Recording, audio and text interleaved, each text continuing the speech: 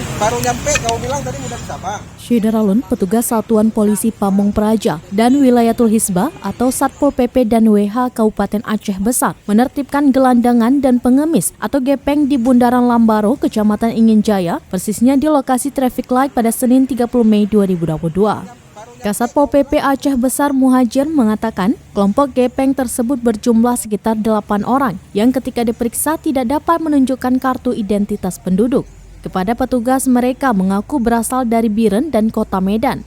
Menurut Muhajir, berdasarkan laporan masyarakat, para gepeng kerap meminta-minta kepada pengguna jalan di lokasi traffic light kawasan Lambaro. Kelompok gepeng itu berpakaian tidak etis dengan memakai anting, tindik hidung, dan bertato. Hal ini dinilai tidak mendidik apabila masih berkeliaran di Aceh Besar karena bisa berpengaruh terhadap generasi muda. Untuk itu, para gepeng diminta segera meninggalkan wilayah Aceh Besar. Jika tidak, Satpol PP akan berkoordinasi dengan Dinsos Aceh untuk menangani kelompok tersebut. Dari Janto, Asnawi Lui, Serambion TV.